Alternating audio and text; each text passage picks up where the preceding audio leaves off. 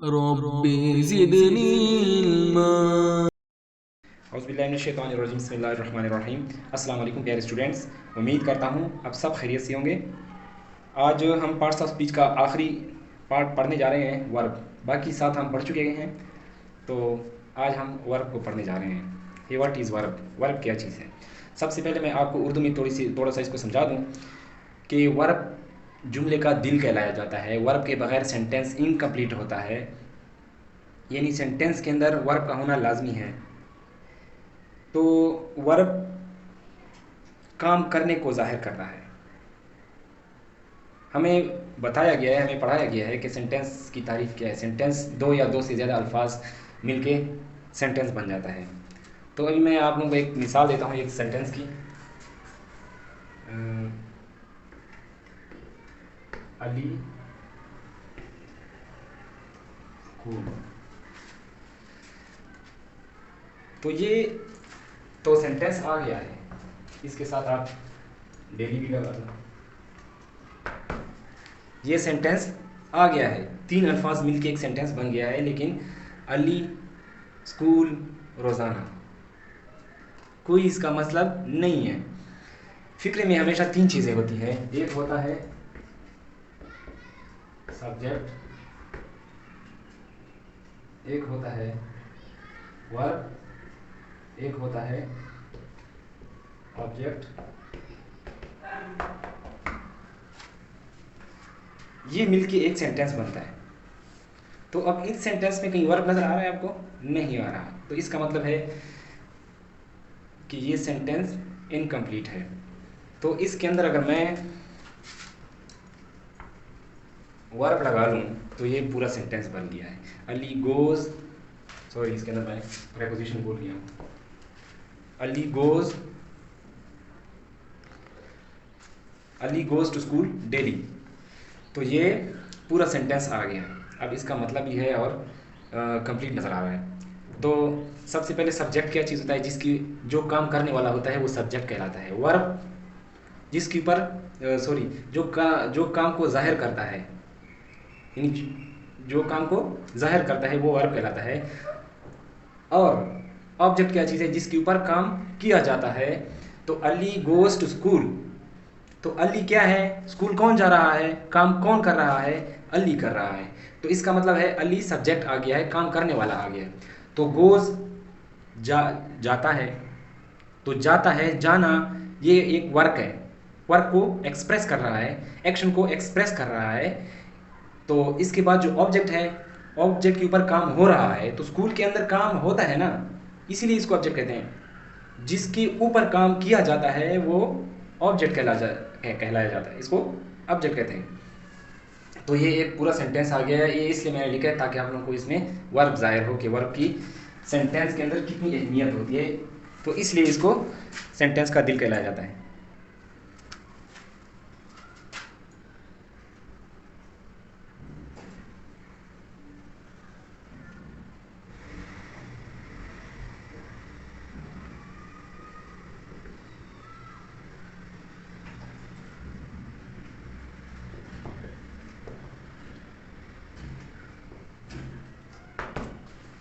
ये वर्ब की तारीफ है। Verb generally express an action और अ स्टेट ऑफ बीइंग, यानी इसमें यह बता रहा है कि एक्शन को जनरली एक्सप्रेस करता है, काम को, एक्शन को एक्सप्रेस करता है। तो इसकी क्लासिफिकेशन के बारे में भी चलते हैं कि वर्ब तो है लेकिन उसकी अक़साम भी है, क्लासिफिकेशंस भी हैं। तो क्लासिफिकेशन को भी हम सॉरी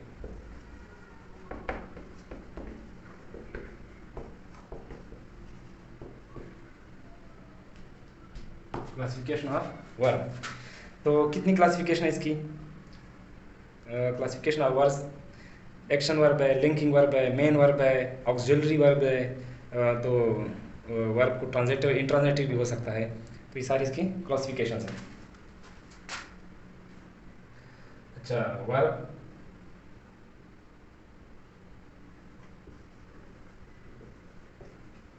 एक्शन वर्ब भी हो सकता है,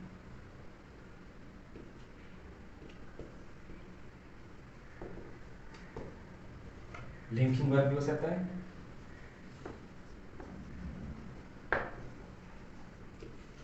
मेन वर्ब,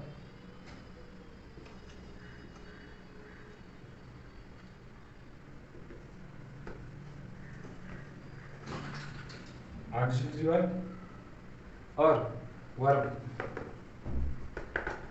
ट्रांजिटिव भी हो सकता है और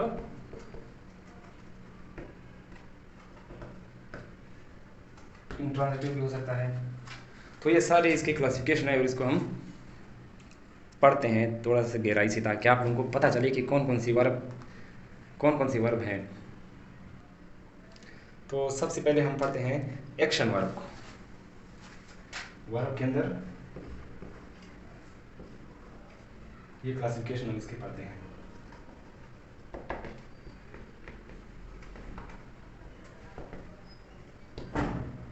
क्लासिफिकेशन ऑफ वर्ब। तो सबसे पहले जो हम पढ़ते हैं वो है एक्शन वर्ब।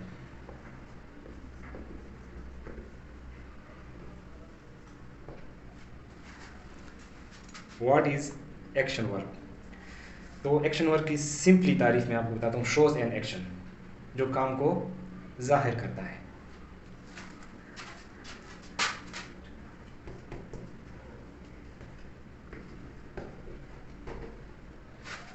ये सिर्फ काम को जाहिर करता है, यानी he runs, he plays, Ali swims, Ali sleeping. तो ये काम को जाहिर करता है। इसके एग्जांपल है he runs, they play,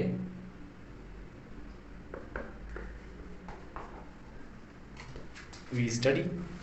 तो इसमें ये काम की नौइयत को जाहिर करता है। तो ये अच्छा, तो दूसरे नंबर पर है main verb. Main verb stands alone, यानी मेन वर्ब अकेला अकेला ही होता है। मेन वर्ब होता है, जिस तरह प्ले है, गो है, इस तरह के ये सारे जितने मेन वर्ब वो मेन वर्ब होते हैं।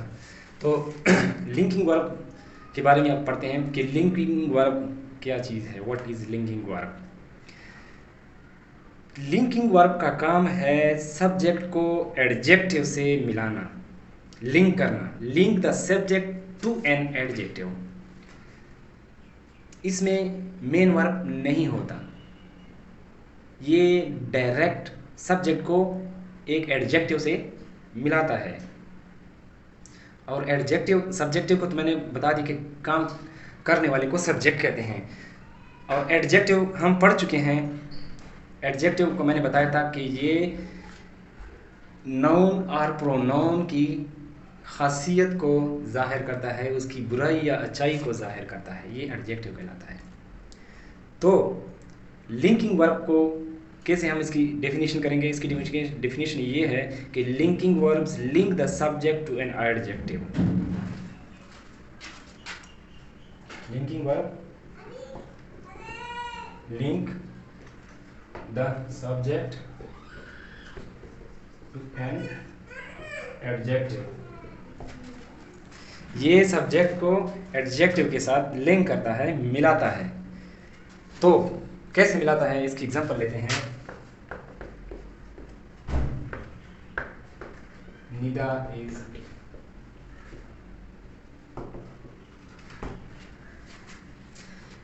Nida is beautiful. निदा खूबसूरत है। तो निदा क्या है? काम करने वाली है, सब्जेक्ट है। और ब्यूटीफुल क्या है? एडजेक्टिव है, यानी उसकी अच्छाई और बुराई यानी खासियत को बयान कर रहा है कि निदा खूबसूरत है। तो ये इसने क्या किया, ये जो है ये क्या है? लिंकिंग वर्ब है।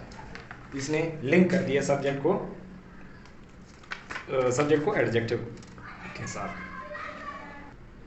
इसके बाद हम पढ़ते हैं ऑक्सिलरी वर्ब।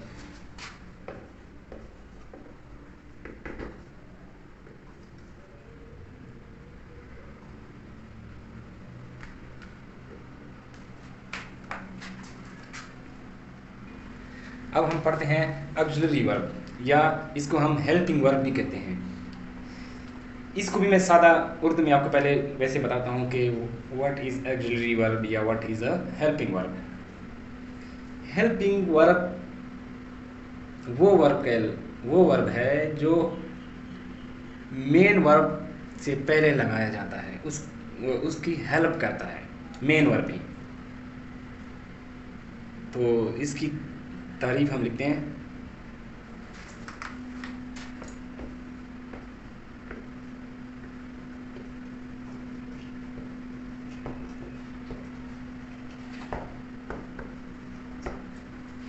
ये मेन वर्ब को सपोर्ट करता है। यानी अगर प्ले है तो ये वर्ब मेन वर्ब है, प्लेइंग है, प्लेइंग से पहले अगर इज़ आ गया तो इज़ क्या है, हेल्पिंग वर्ब है। एग्जाम्पल इसके लेते हैं, is, are, am, has, have, अच्छा, हैड, विल, ये सारी क्या है,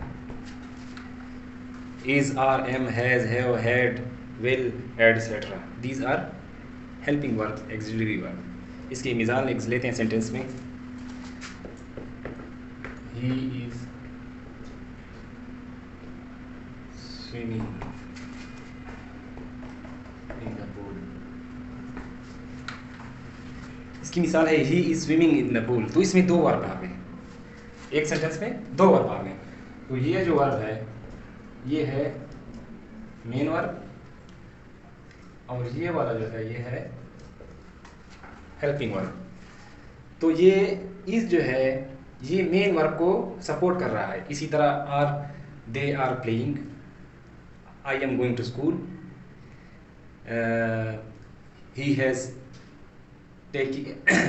taken, I have played, he will jump, ये सारी इसकी एग्जाम्पल्स हैं। यानी मेन वर्ब को ये सपोर्ट कर रहे हैं।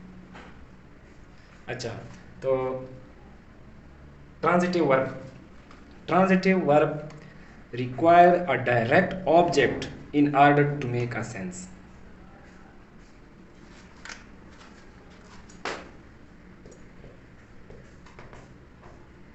Require direct object in order to make sense।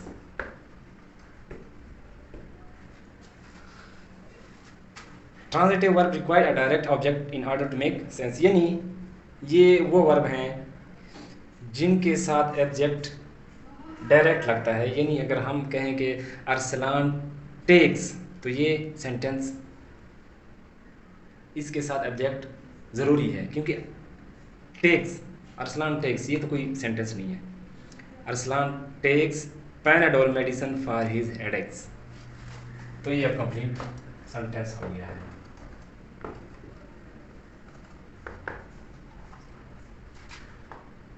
Takes Panadol medicine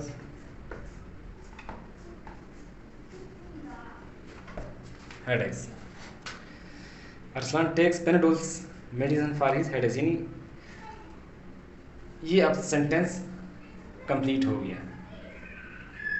तो इसी तरह अगर इसके साथ ऑब्जेक्ट नहीं लगाया जाए तो ये एक इनप्रॉपर सेंटेंस आ गया। तो ये मतलब कि इसके साथ टेक्स, आई टेक, तो आई टेक के कोई सेंटेंस, आई टेक टी, मैं चाय पीता हूँ, तो ये एक कंप्लीट सेंटेंस आ गया। तो इसी तरह इनट्रांजिटिव सेंटेंस भी इसका उल्टा है, उसको भी हम पढ़ते हैं। इनट्रांजिटिव वर्ब कौन सा है? What is intransitive verb? Intransitive verb do not need direct objects to make them meaningful. यानी इसके साथ अगर डायरेक्ट ऑब्जेक्ट नहीं भी लगाया जाए तो तब भी ये मीनिंगफुल सेंटेंस होगा।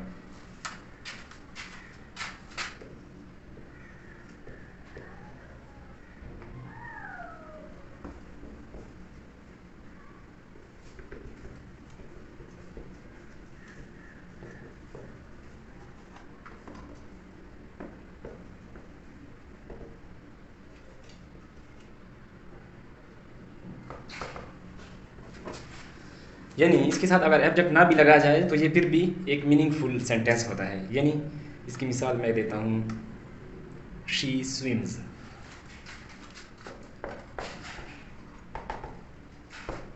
वो तैरती है, तो ये एक कंप्लीट सेंटेंस है। इसके अलावा अगर इसके साथ अगर आप ऑब्जेक्ट नहीं भी लगाओ तो ये फिर भी मीनिंगफुल सेंटेंस है। तो जो ट्रांजिटिव सेंटेंस था उसमें अगर आप ऑब्जेक्ट नहीं लगाओ तो वो उसका कोई माना वैसे नहीं निकलता, कोई प्रॉपर माना नहीं निकलता। तो मतलब ये है कि इसके साथ ऑब्जेक्ट का डायरेक्ट लगाना कोई ज़रूरी नहीं है। इसी तरह हॉर्स, रेसेस, ठीक है। तो मतलब ये है कि इसके साथ डायरेक्ट ऑब्जेक्ट नहीं लगता। तो ये था हमारा आज आखिरी टॉपिक पार्ट्स ऑफ स्पीच का। तो हम पार्ट्स ऑफ स्पीच के आठों पार्ट हम पढ़ चुके हैं। उम्मीद करता हूँ आप लोगों को अच्छी तरीके से समझ आई होगी। तो अब अगला मिशन है हमारा टेंसेस के ऊपर कि हम इसके बाद टेंसेस सीखेंगे।